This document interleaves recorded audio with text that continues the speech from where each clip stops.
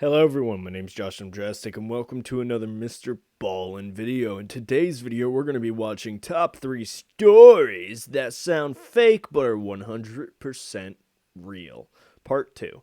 And today's video is 17 minutes long, so if you have water, make sure you have water. If you don't have water, go get some water right now. Water is very important.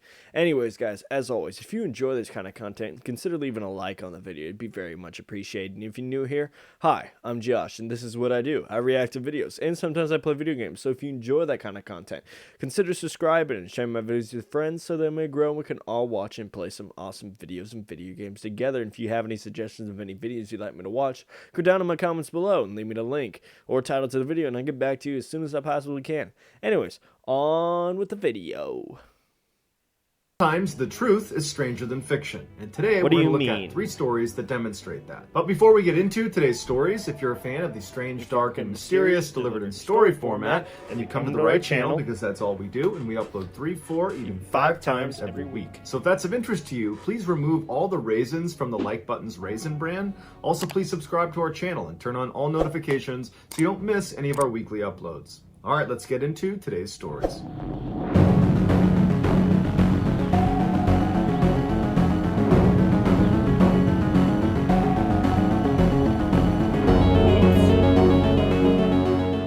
From 2000 to 2013, Cornelius Mike Anderson miraculously turned his life around. Growing up in a suburb of St. Louis, Missouri, Mike was a troubled young man that seemed destined for jail time. But something changed for him in the year 2000 when he was 23 years old. Suddenly, he wanted to make the most out of his life. So he distanced himself from his old friends and he moved to a different suburb outside of St. Louis called Webster Groves. There, he started a successful construction company. He got married, divorced, married again. He had 3 kids and became the father to a stepchild. He was very active in his community, volunteering countless hours at his church, as well as becoming a youth football coach. Anyone that met Mike after the year 2000 only had wonderful things to say about him. But Mike had a big secret about his past that he was just hoping never saw the light of day. Back in 1999, when Mike was 23 years old, he robbed a Burger King outside of St. Louis at gunpoint. He was arrested in the year 2000, convicted of armed robbery, and sentenced to 13 years in prison. Shortly after his conviction, he was out on bail pending the outcome of his appeal. But when his appeal was denied in May of 2002, Mike was expecting to go back to jail. And so he asked his lawyer, what are the next steps? Because I'm out on bail. Do I go to the jail? Do they come to get me? And his lawyer said, oh no, they'll issue a warrant for your arrest. They will come to your house and they will take you to jail. So Mike got his affairs in order and he waited to go to jail. But no one ever showed up. And so days turned into weeks, turned into years, and no one ever took Mike to jail. Because it would turn out the state had made a clerical error, and they believed Mike was already behind bars when he was actually just at his home. And in July of 2013, at the end of his original 13-year sentence, they went to go release him from prison. That's when they realized he had never been incarcerated. So 8 U.S. Marshals immediately went to his house and they arrested him and they brought him to jail, and there was this huge public outcry that it was totally unjust that you're arresting him now because it's the state's fault that they did not bring him to jail. It's not Mike's fault. And Mike used that opportunity to become a totally changed man. And so after a number of appeals and this very public petition of people trying to get Mike out of jail, a judge finally took a closer look at Mike's case. And it would take this judge only 10 minutes to come to the conclusion that Mike was in fact a changed man and should not have to serve the rest of his sentence. No. And so although Mike was held for 9 months after being rearrested, he was released, and today he is a free man. Good man. Good job. I am proud of that man. He turned his life around. The Trump family were by all accounts a normal, hardworking household. Trump? 51-year-old Mark Trump and his wife, 53-year-old Kobe Trump, had established a successful red currant farm and earth-moving business at their property in Sylvan, which is just outside of Melbourne.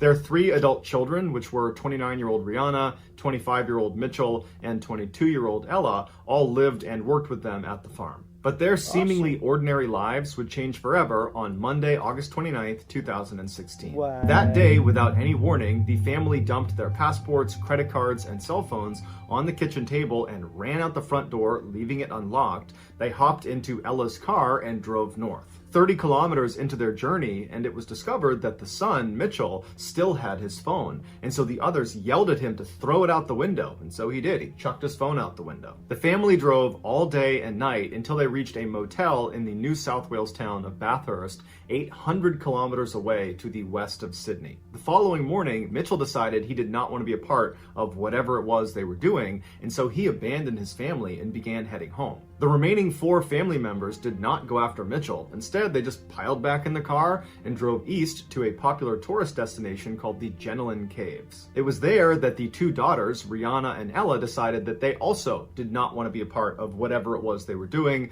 and so they snuck away from their parents and stole a car and began heading home. The parents, after realizing their daughters had now left, did nothing. They did not go after them. The 2 sisters drove south to the town of Goulburn, where they called the police to report their parents missing. The story made its way into the media, where the family was initially ridiculed for getting lost in the first place and getting completely separated in an area they should know well. This is their country. It's not a remote area. They were near big established towns the entire time. It just didn't make sense. But when police went to the Trump family farm back in Sylvan and they discovered the front door was unlocked, there were credit cards, passports, and phones on the table, suddenly it seemed like there was a lot more to this case than met the eye. And so as this strangeness came into focus in the media, people stopped ridiculing the family and began speculating what caused them to suddenly flee their house. Was it something in the water they were drinking? Was there chemicals on the farm that was screwing up their brain? Were they running from someone? Were they in debt? What was it that caused this strange sudden departure? Back in Goulburn, after reporting their parents missing,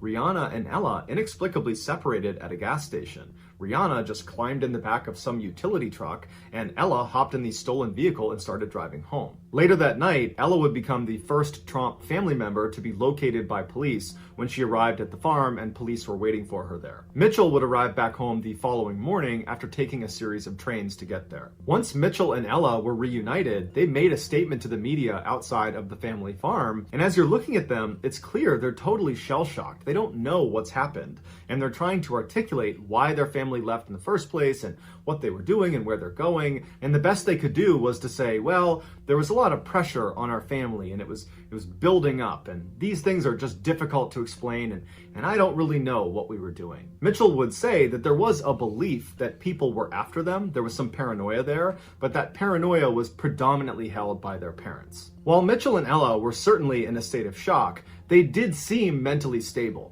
The same could not be said for their sister, Rihanna. She was discovered by the driver of the truck she had snuck into after he had driven over an hour away. He had pulled over to check on something. He had gone around the back and then had the life scared out of him when he saw Rihanna just sitting there in a what he called catatonic state. She didn't know her name. She didn't know where she was just sitting there. Rihanna was taken to the Goulburn Hospital where she was put into their psychiatric unit. As media interest grew, the parents, Mark and Kobe, got back in their car up at the German Caves and drove south towards Melbourne. A day later, on Wednesday, the pair had driven 600 kilometers to the Victorian town of Wangaratta, where they too inexplicably separated. Kobe turned around and started heading north again by means which are still a mystery, and a day later was found 350 kilometers away in the town of Yass in a very agitated state. She was taken to a hospital there, but then transferred to the Goulburn psychiatric unit to be with her daughter, Rihanna. Mark stayed in Wangaratta, and he was there for several days, and during his time there, he was spotted by a young couple really aggressively tailgating them,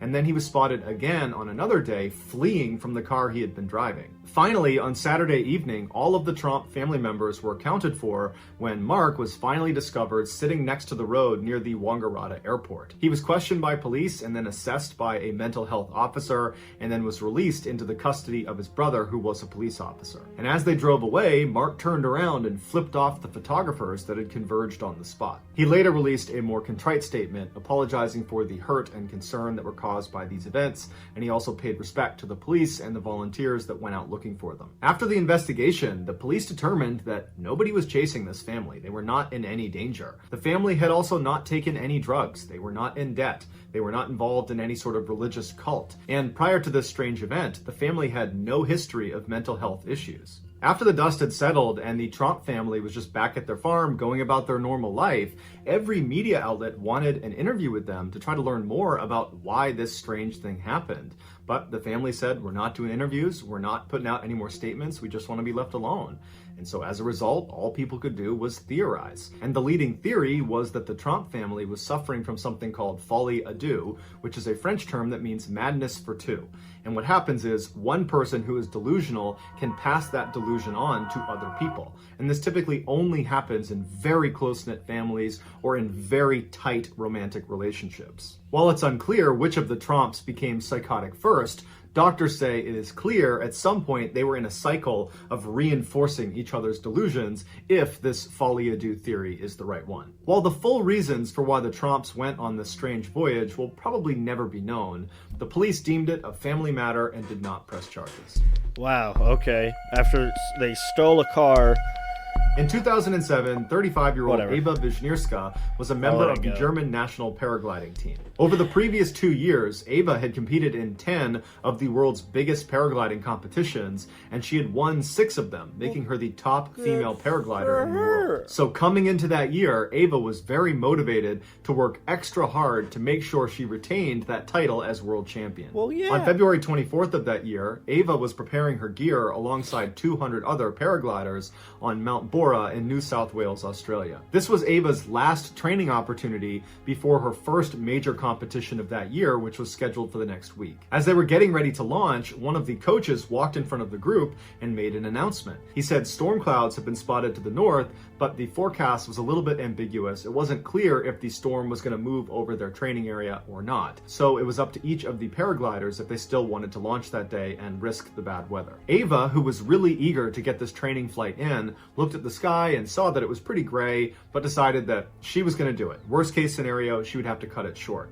The rest of the German national team, they didn't want to take the risk, and so they stayed grounded that day. Ava took a little bit longer preparing her gear, so by the time she was lining up on the cliff, she was only one of a handful of people that remained. And so strapped into her glider, she took a good run forward and launched herself up into the air. On the ground, the rest of the German national team followed in a van to track her progress and checked in with her from time to time with their radio. The first part of Ava's journey was incredibly calm. She followed the ridgeline from Mount Bora for 12 miles until it ended. At that point, she entered into the skies over the vast savanna. As her GPS and tracking log ticked, tracking her progress, 2 large thunderstorm clouds appeared in front of her, one larger than the other. The vast majority of the other paragliders that had launched that day had launched ahead of Ava, and so when these clouds appeared, they had already passed that section, and so they didn't need to contend with the storm. As for Ava and the other 2 people she was with, which was an Austrian team member and a Chinese team member, they had a decision to make. They could either immediately ground their flight to avoid the storm, or they could attempt to dodge it. They chose the latter. They knew it was too dangerous to try to fly underneath these clouds because of something called updraft. At the beginning of storms, warm air is sucked up from the ground up into these clouds, and a paraglider, if they get caught in that, can get sucked up with the air into the storm. And so Ava and the other 2 paragliders began aggressively flying around the outside of these clouds when all of a sudden the storm completely changed. The big cloud overtook the small cloud, creating this 12-mile wide cumulonimbus cloud that now all 3 paragliders were stuck inside of. Any updraft is dangerous to a paraglider, but the updraft of a cumulonimbus cloud is famously dangerous because it's extremely powerful and it lasts for over an hour. The Austrian man was able to pull down on one toggle, point his feet, and begin spiraling all the way out of the grasp of this updraft. And he said he turned to look at the other 2, and he didn't see the Chinese man, but he did see Ava, and she was desperately trying to do what he was doing and spiral down, but she was clearly caught in the updraft, and he watched her get pulled up into the black cloud out of view. By the time the Austrian man hit the ground, he would say it had become the worst thunderstorm he had ever seen, with huge hail balls hitting the ground all around him. He took one more look up, and he didn't see the Chinese man, he didn't see Ava anywhere, and he took off running for a barn to seek shelter. And when he was there, he pulled out his radio and he alerted the other teams of this emergency. Inside the cloud, Ava was hurtling up like a rocket. The storm was lifting her at a rate of 60 feet per second. There was nothing she could do to get out of this wind tunnel. Ava knew she was getting pulled towards the storm's eye in its vicious center because of the immense claps of thunder that just kept getting louder and louder, and it also kept getting darker and darker all around her. In fact, it was pitch black except for the occasional occasional flash of lightning that came very close to electrocuting her. As she desperately tried to keep her glider stable, she was able to place a radio call down to her team on the ground, but all she could say was, "I can't see anything," before it cut out. And at some point, Ava reached the eye of the storm where it's pitch black and the temperatures are freezing and hail balls the size of oranges are pelting her left and right. And the updraft kept pulling her higher and higher and higher until she passed out from a lack of oxygen. And at some point, this updraft actually shot her up and out of the cloud. And while this meant she was out of the storm, she was now in air that was 50 degrees below zero, which meant everything, her face, her gloves, her clothes, the wings of her glider, everything completely froze. And to make matters worse, at the altitude she was at, there was almost no oxygen and she did not have a breathing apparatus. So by all accounts, Ava should be dead. But somehow, she didn't die. She just kept floating around above this storm cloud for 45 minutes. And then something happened. The ice on one side of the glider broke off, causing it to collapse, throwing her into a deadly free fall, and she's not in control, she's still unconscious, and she starts barreling back towards the ground like gravity has been turned back on again, going straight through the storm all over again. And so through the storm, going at 90 feet per second, she clears the storm, and then right after getting out from underneath it, her glider miraculously just opens back up again. And the jerking motion of her suddenly stopping her free fall jolted her awake. And so she's looking around, totally confused as she's gradually regaining consciousness, and she's taking stock of where she is, and she's still in the storm cloud, but right at the bottom of it. But luckily, the updraft had stopped. And so she was steady, and she was able to reach up and grab her toggles, and she was able to fly herself down to the ground and crash land. And then she curled into a ball, grabbed her radio, and she called her team. When they heard her voice, they could not believe she was alive because the other paraglider that got sucked up by the updraft, the guy from the Chinese national team, he unfortunately was struck by lightning and was killed. And so they were anticipating finding out that Ava had been struck by lightning as well. But Ava had not just survived. When they brought her to the hospital, they discovered that virtually nothing was wrong with her. She had some pretty bad bruises and cuts from the hail, and she had a little bit of frostbite on her face, but it was treatable. And so the same day she was brought in, they discharged her. After leaving the hospital, she and her teammates went back to the launch site so she could collect her gear. And when they got there, she looked at her GPS, and the GPS had been tracking her entire flight the entire time she was up in that cloud. And she showed her teammates what it said, and they literally couldn't believe it. The screen showed she had reached an altitude of 32,634 feet, which, to put this in perspective, is the same altitude you fly at inside of a commercial jet. So imagine being outside of your plane in the middle of a flight, and that's how high she was. Another reference point is she was approximately 4,000 feet higher than the summit of Mount Everest. No human being had ever been that high, unprotected, and lived to tell the tale. Until Ava. So that's going to do it, guys. If you found a secret in today's episode, let us know what it is in the comments. She shouldn't be alive. Holy cow. That's crazy, man. That's insane, dog. Technically, there's people that's been higher than that. Obviously, the man who jumped from space, basically. He's been higher than her. But without any protection, I mean, he had protection. He had a suit on. She didn't have protection. She had normal clothes on and was in a hand glide. Oh, my God. Anyways, guys, as always, stay strong, everyone. Stay safe. Wear your seatbelt, wear your helmet, wear your mask. Don't point the flashlight behind you. Don't look into haunted mirrors. And as always, have a nice day.